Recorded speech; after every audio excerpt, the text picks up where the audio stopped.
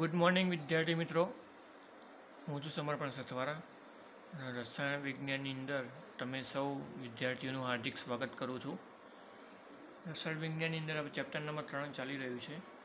હવે આ ચેપ્ટર પતવા ઉપર જ આવ્યું છે, પતી જશે ટૂંક સમયમાં. 2-3 લેક્ચરનો વાર છે, 2-3 લેક્ચરમાં પતી જશે. બરાબર. હવે ગઈકાલે આપણે આયનીકરણ એન્થાલ્પીની ચર્ચા કરી હતી. આયનીકરણ એન્થાલ્પીની અંદર આપણે જોયું હતું કે બાહ્યકોષમાં રહેલા ઇલેક્ટ્રોનને દૂર કરવા માટે જે જરૂરી ઉર્જા આપવી પડે છે તે ઉર્જાને આયનીકરણ એન્થાલ્પી તરીકે ઓળખવામાં આવે છે. બરાબર. હવે એ આયનીકરણ એન્થાલ્પીની અંદર એક મહત્ત્વનો ભાગ ભજવતી એક વસ્તુ છે જેને શિલ્ડિંગ અસર કહેવામાં આવે છે. શિલ્ડિંગ અસર એનું બીજું નામ છે અથવા સ્ક્રીનિંગ અસર.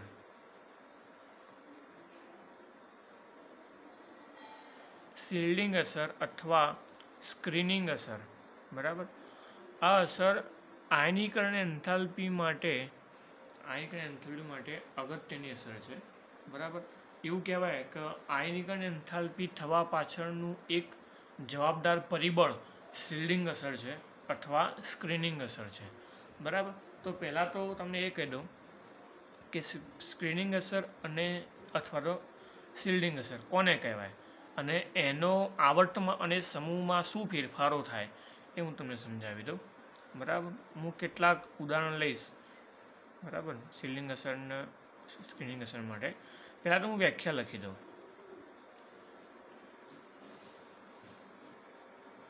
બરાબર. અહીં વ્યાખ્યા લખું છું. જે ઘટનામાં બાહ્ય કોષમાં રહેલા ઇલેક્ટ્રોનને કેન્દ્ર તરફ આકર્ષાતા આંતરિક કોષના ઇલેક્ટ્રોન રક્ષણ આપે છે. આંતરિક કોષના ઇલેક્ટ્રોન રક્ષણ આપે છે. આ ઘટનાને શિલ્ડિંગ અસર અથવા સ્ક્રીનિંગ અસર કહે છે.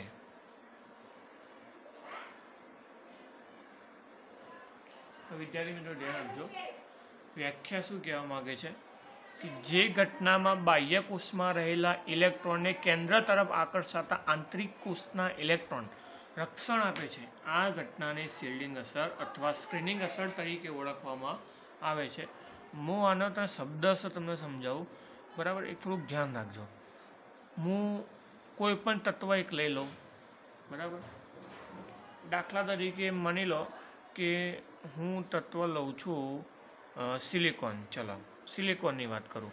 સિલિકોનનો પરમાણુ ક્રમાંક 14. બરાબર. એનો મતલબ એવો છે કે એની અંદર કેન્દ્રમાં 14 પ્રોટોન અને આજુબાજુની કક્ષાઓમાં 14 ઇલેક્ટ્રોન હશે. બરાબર. ચલો હું એનો પરમાણુ દોરું છું. માનો કે આ પરમાણ્વીય કેન્દ્ર કે જેમાં 14 પ્રોટોન હોય. બરાબર. એના આજુબાજુ પહેલી કક્ષા, એની આજુબાજુ બીજી કક્ષા, એની આજુબાજુ ત્રીજી કક્ષા. બરાબર. હવે સિલિકોનની ઇલેક્ટ્રોન રચના આપણે જાણીએ છીએ. 1s2 2s2 2p6 3s2 3p2. આ સિલિકોનની ઇલેક્ટ્રોન રચના છે. બરાબર. હવે એ પ્રમાણે આપણે ઇલેક્ટ્રોન ગોઠવી દઈએ. ચલો પહેલી કક્ષામાં 2 ઇલેક્ટ્રોન છે, બીજી કક્ષામાં 2 અને 6 8 ઇલેક્ટ્રોન છે, ત્રીજી કક્ષામાં 2 અને 2 4 ઇલેક્ટ્રોન છે. બરાબર. ચલો હવે હું એક બીજો પરમાણુ લઉં. દાખલા તરીકે માની લો કે મેં નાઇટ્રોજન લીધું. ચલો, નાઇટ્રોજનનો પરમાણુ ક્રમાંક કેટલો છે? 7, મતલબ 7 ઇલેક્ટ્રોન હશે. તો ચલો એની ઇલેક્ટ્રોન રચના આપણે બધા જાણીએ છીએ, 1s2, 2s2, 2p3 આપણે જાણીએ છીએ ને, બરાબર. ચલો આનો પરમાણુ હું દોરી દઉં. ચલો આ પરમાણુ કેન્દ્ર, એમાં 7 પ્રોટોન હોય. ચલો આજુબાજુ પહેલી કક્ષા હોય, એના આજુબાજુ બીજી કક્ષા. ચલો પહેલી કક્ષામાં 2 ઇલેક્ટ્રોન છે, બીજી કક્ષામાં 2 અને 3 5 ઇલેક્ટ્રોન છે. હવે હું સ્ક્રીનિંગ અસર કેવી હોય, કોની મજબૂત હોય, કોની નિર્બળ હોય, એ બંને વસ્તુ તમને સમજાવું, ધ્યાન રાખજો. અહીંયા હું માત્ર આની વાત કરું છું, સિલિકોનની. હવે સિલિકોનની હું વાત કરું તો સિલિકોનની બહારની કક્ષામાં કેટલા ઇલેક્ટ્રોન છે? તો સિલિકોનની બહારની કક્ષામાં 4 ઇલેક્ટ્રોન છે, બરાબર. ચલો નાઇટ્રોજનની બહારની કક્ષામાં 5 ઇલેક્ટ્રોન છે. ચલો હવે ધ્યાન રાખજો, વ્યાખ્યા શું છે. જે ઘટનામાં બાહ્ય કોષમાં રહેલા ઇલેક્ટ્રોન, ચલો બંનેમાં બહારના કોષમાં કેટલા ઇલેક્ટ્રોન છે? 4 ઇલેક્ટ્રોન અને આમાં 5 ઇલેક્ટ્રોન. બહારના કોષમાં રહેલા ઇલેક્ટ્રોનને કેન્દ્ર તરફ આકર્ષાતા, એટલે હંમેશા ઇલેક્ટ્રોન કેન્દ્ર તરફ આકર્ષાય એ વાત આપણને ખબર છે, બરાબર. અહીંયા શું કહે છે? જે બહારની કોષમાં રહેલા ઇલેક્ટ્રોન છે એને કેન્દ્ર તરફ આકર્ષાતા આંતરિક કોષના ઇલેક્ટ્રોન, આંતરિક કોષ એટલે અંદરની કક્ષા. આંતરિક કોષનો મતલબ શું થાય? અંદરની કક્ષા, બરાબર. ચલો સિલિકોન માટે અંદરની કક્ષા કઈ કઈ થઈ? પહેલી અને બીજી. આ ત્રીજી તો બહારની કક્ષા કહેવાય, એટલે બાહ્ય કોષ કહેવાય. અંદરની કઈ થઈ? પહેલી અને બીજી, એટલે મતલબ બે કક્ષાઓ થઈ, પહેલી અને બીજી. નાઇટ્રોજનનો માત્ર અંદરની એક જ કક્ષા છે, બરાબર. આ પહેલી, એની બીજી કક્ષા બહારની થઈ ગઈ, એટલે અંદર તો એક જ રહી. એટલે સિલિકોનમાં જે આંતરિક કક્ષા છે, આંતરિક કોષ છે, એ પહેલી કક્ષા છે અને બીજી કક્ષા છે, બરાબર. પણ નાઇટ્રોજનમાં જે આંતરિક કોષ છે એ માત્ર એક જ છે, મને પહેલી કક્ષા જ છે. હવે ધ્યાન રાખજો, આંતરિક કોષના ઇલેક્ટ્રોન. હવે સિલિકોનની અંદર આંતરિક કોષના ઇલેક્ટ્રોન કેટલા છે? તો પહેલાના 2, બીજાના 8, એટલે ટોટલ આંતરિક કોષના ઇલેક્ટ્રોન કેટલા થયા? 10 ઇલેક્ટ્રોન થયા. કેટલા ઇલેક્ટ્રોન થયા? 10 ઇલેક્ટ્રોન થયા, બરાબર. આંતરિક કોષના ઇલેક્ટ્રોન રક્ષણ આપે છે. પણ કોને રક્ષણ આપે છે? તો ચાલો હું હાલ એકલા હવે સિલિકોનની વાત કરું, ધ્યાન રાખજો. બાહ્ય કોષમાં રહેલા ઇલેક્ટ્રોનના આકર્ષાતા, એટલે જે 4 ઇલેક્ટ્રોન એને કેન્દ્ર તરફ આકર્ષાતા કોણ રક્ષણ આપે છે? તો અંદર રહેલા 10 ઇલેક્ટ્રોન રક્ષણ આપે, એટલે એને રોકવાનો પ્રયત્ન કરે. કારણ કે અંદર તો પહેલી બીજી 2 કક્ષાઓ સંપૂર્ણ ભરાઈ ગઈ છે. એટલે એ શું કરશે? જે બહારની ત્રીજી કક્ષા છે એના જે 4 ઇલેક્ટ્રોન છે એ 4 ઇલેક્ટ્રોનને કેન્દ્ર તરફ આવતા રોકશે, રોકવાનો પ્રયત્ન કરશે. જલ્દી આકર્ષાશે નહીં, એ શું કરશે? રોકવાનો પ્રયત્ન કરશે. હા, થોડા ઘણા આકર્ષાશે, પૂરેપૂરો નહીં આકર્ષાય. કારણ શું છે કે અંદરના 10 ઇલેક્ટ્રોન શું કરે છે? એ રોકવાનો પ્રયત્ન કરે છે.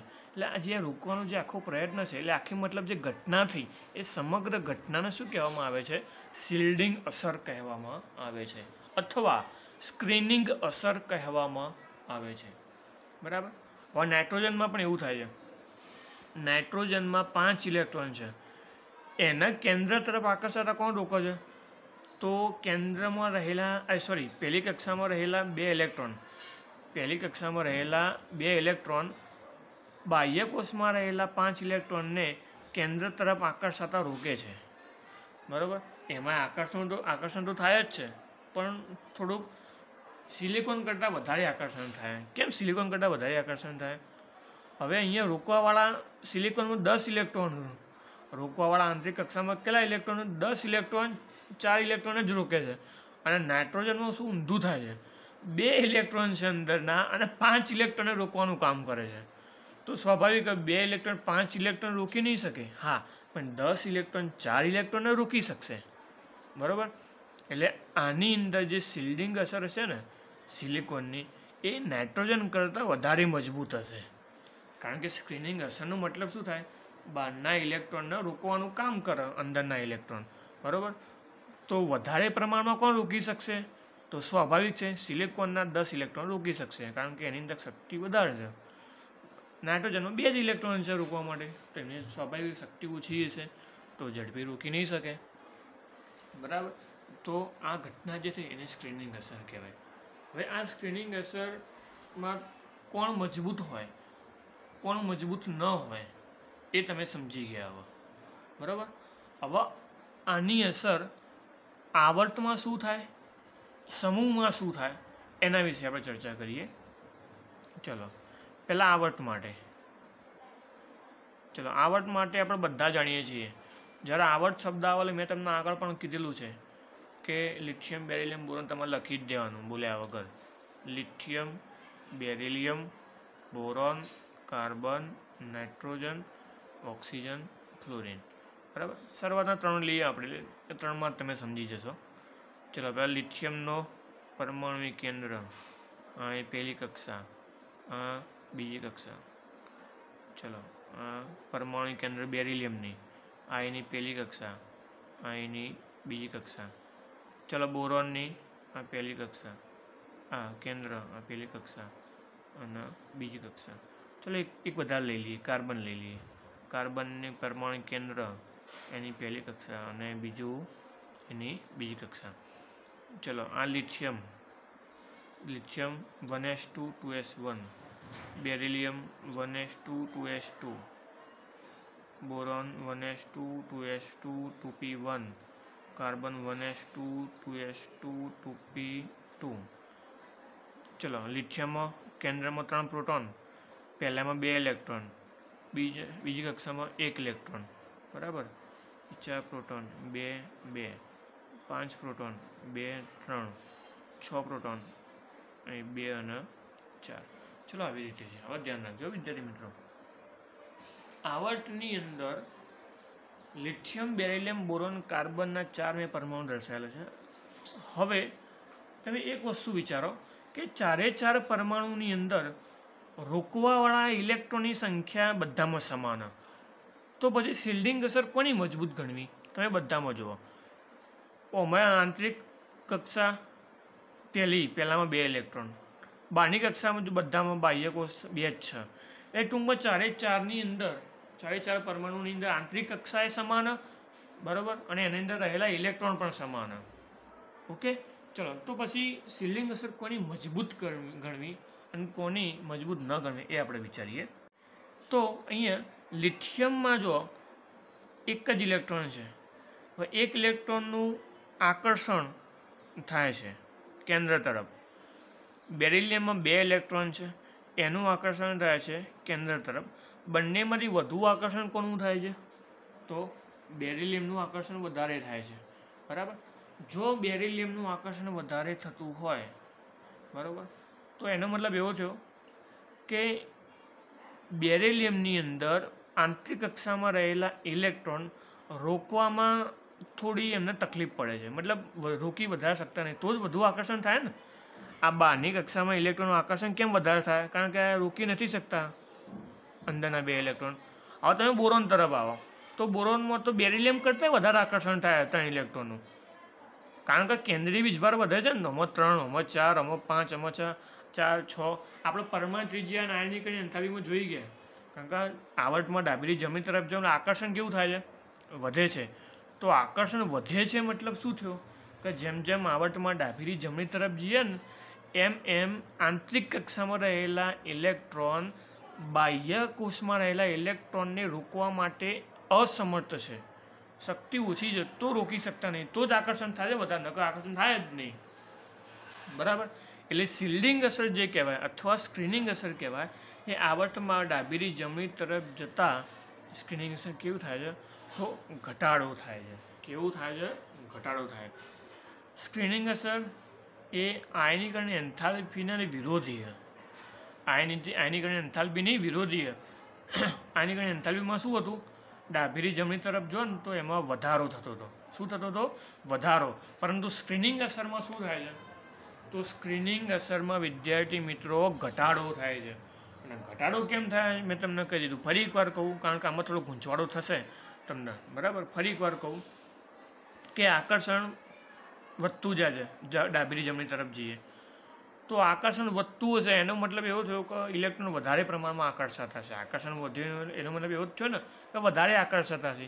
હવે વધારે ક્યારે આકર્ષાતા હોય કે જ્યારે આંતરિક કક્ષામાં રહેલા ઇલેક્ટ્રોન એને રોકી ના શકતા હોય તો જ બધા આકર્ષાતા હોય. જો રોકી શકતા હોય તો આકર્ષણ ઓછું થાય. બરાબર. એટલે જેમ જેમ ડાબીથી જમણી તરફ જઈએ એમ આકર્ષણ વધે છે. એની સાથે સાથે શિલ્ડિંગ અસરમાં શું થાય છે? ઘટાડો થાય છે. રોકી નથી શકતા એટલે જ આકર્ષણ વધે છે. બરાબર. તમને ખબર પડી ગઈ. એટલે હવે પોઈન્ટમાં શું લખવાનું? તો આવર્તમાં જેમ જેમ ડાબીથી જમણી તરફ જતા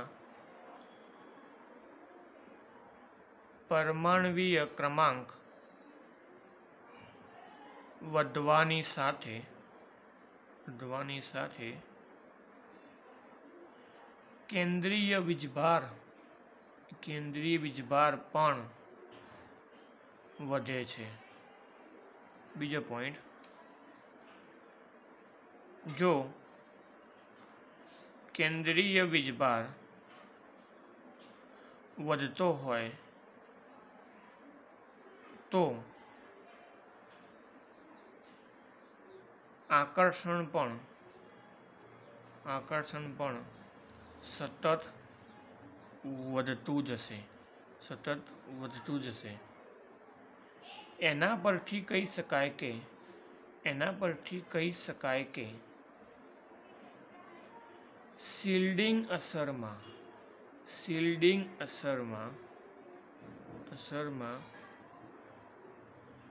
સતત ઘટાડો થતો જણાય છે. છેલ્લો પોઈન્ટ, આમ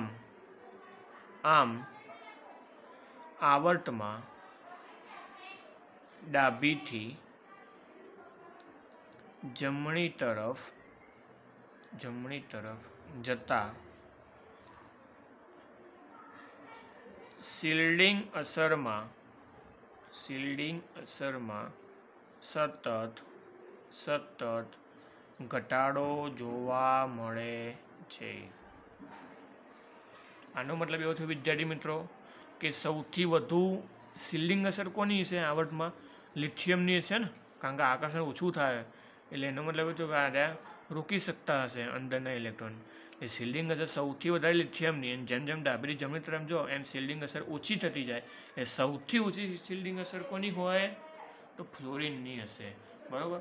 તો નીચે આપણે ઉદાહરણમાં લખી દેવાનું કે સૌથી વધુ લિથિયમની, એના કરતાં ઓછી બેરિલિયમની, એના કરતાં ઓછી બોરોનની, એના કરતાં ઓછી કાર્બન, એના કરતાં ઓછી નાઇટ્રોજન, એના કરતાં ઓછી ઓક્સિજન, એના કરતાં ઓછી ફ્લોરિન. બરાબર. આ પ્રમાણે શિલ્ડિંગ અસર થશે. હવે તમને જો આ ખબર પડી ગઈ તો સમૂહની તો હવે વાત જ છોડો. સમૂહ તમને એકદમ ઇઝીલી ખબર પડી જશે. ચલો સમૂહ માટે આપણે આ પ્રમાણે તત્વો લઈ લઈએ: lithium, sodium, potassium, rubidium, caesium, francium. વિદ્યાર્થી મિત્રો, આ ચેપ્ટરમાં અમુક જે પાછળની હું થિયરી ચલાવું છું, પરમાણુ ત્રિજ્યા, આયનીકરણ એન્થાલ્પી, અને પછી એ શિલ્ડિંગ અસર આવી, પછી ઇલેક્ટ્રોન પ્રાપ્તિ એન્થાલ્પી આવશે, વિદ્યુત ઋણતા આવશે. બરાબર. તો આ બધા ટોપિકની અંદર લગભગ બધું સમાન જેવી એના જે લોજિક છે ને બધા લગભગ સમાન છે. ખાલી થોડુંક વસ્તુ બદલાતું રહે. બરાબર. એ તમને ખબર પડી જશે. કારણ કે જુઓ, તમે આ વસ્તુ આકર્ષણની હું વાત કરું છું, હું અહીંયા પરમાણુ ત્રિજ્યાની શરૂઆત થઈ ત્યારથી આ વસ્તુ તમને સતત સમજાવતો રહેલો છું. પરમાણુ ત્રિજ્યામાં, શિલ્ડિંગ અસરમાં, પછી આયનીકરણ એન્થાલ્પીની અંદર, પછી આયની ત્રિજ્યાની અંદર. બરાબર. તો હવે સમૂહ માટે આપણે વિચારીએ. ચલો, હું આમાં પણ 3 પરમાણુ દોરું, વધારે દોરતો નથી. ચલો, પહેલાં લિથિયમ દોરું છું.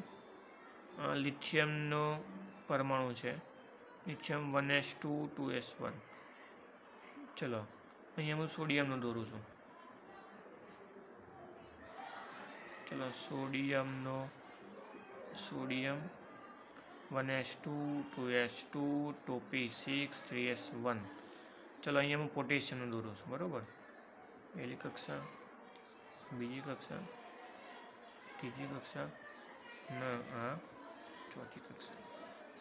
ચલો હવે અહીં 3, 2, 1, અહીં 11, 2, 8, 1, અહીં 19, બરાબર, 2, અહીં 8, 8 ને 1.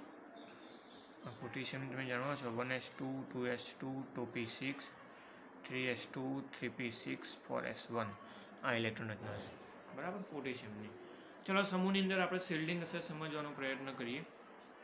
તો પહેલાં જોઈએ લિથિયમની અંદર આંતરિક કક્ષાઓ કેટલી? એક જ, આટલી જ આંતરિક કક્ષા છે. હું ચોરસ દોર્યું એ. સોડિયમમાં આંતરિક કક્ષાઓ 2 છે, પહેલી અને બીજી 2 આંતરિક અંદરની કક્ષાઓ છે. પોટેશિયમમાં 3 આંતરિક કક્ષાઓ છે, પહેલી, બીજી અને ત્રીજી, બરાબર. તો સ્વાભાવિક કે જેમ જેમ બહારના કોષનો ઇલેક્ટ્રોન કેન્દ્રથી દૂર જાય એમ આકર્ષણ ઓછું થાય. એ આપણે આગળ જોઈ ગયા, બરાબર. હવે આકર્ષણ ઓછું થાય એનો મતલબ શું થયો? શિલ્ડિંગ અસર પાવરફુલ છે.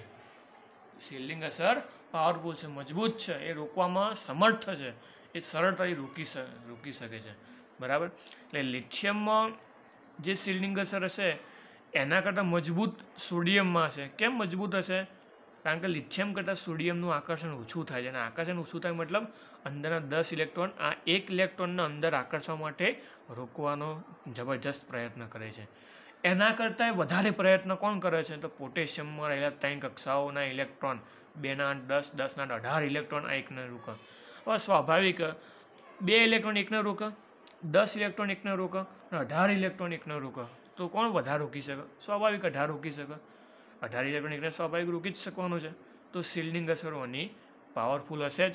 મતલબ સમૂહમાં ઉપરથી નીચે તરફ જઈએ એમ શિલ્ડિંગ અસરમાં શું થાય છે? વધારો થાય છે. આવર્તમાં ઘટાડો જોયો પણ સમૂહમાં શું થાય છે? વધારો થાય. તો આની અંદર આપણે વધારે ચર્ચા નથી કરતા, ડાયરેક્ટ પોઈન્ટ તમને સમજાવી દઉં, બરાબર. પોઈન્ટ પણ તમારે કઈ રીતે લખવાના? જેવી રીતે આવર્તમાં લખે એવી રીતે સેમ, બરાબર.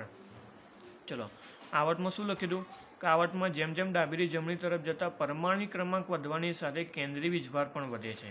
તો સમૂહમાં પણ લખી દે એવી રીતે કે સમૂહમાં ઉપરથી નીચે તરફ જતા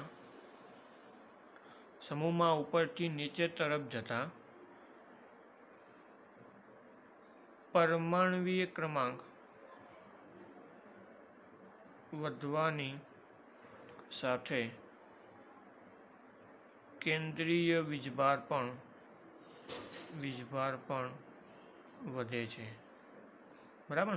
પરમાણુ ક્રમાંક આનો 3, 11 અને 19 એટલો વધે, પણ સાથે સાથે શું વધે છે? કેન્દ્રીય વીજભાર 3, 11, 19 આમાં પણ એ જ હતું, બરાબર. ચલો બીજો પોઈન્ટ શું હતો? જો કેન્દ્રીય વીજભાર વધતો હોય તો આકર્ષણ પણ સતત વધતું જશે. એના પરથી કહી શકાય કે શિલ્ડિંગ અસરમાં સતત ઘટાડો થતો જણાય છે. અહીંયા આપણે એવું થતું નથી. આપણે અહીંયા શું થાય છે કે જો કેન્દ્રીય વીજભાર વધે તો આકર્ષણ ઓછું થાય છે, કારણ કે મુખ્ય ક્વોન્ટમ આંક સતત શું થાય છે? વધતો જાય છે. જેથી ઇલેક્ટ્રોનને રોકવા માટે શિલ્ડિંગ અસર મજબૂત થતી જાય છે, બરાબર. આ બીજો પોઈન્ટ. અને છેલ્લો પોઈન્ટ, આમ સમૂહમાં ઉપરથી નીચે તરફ જતા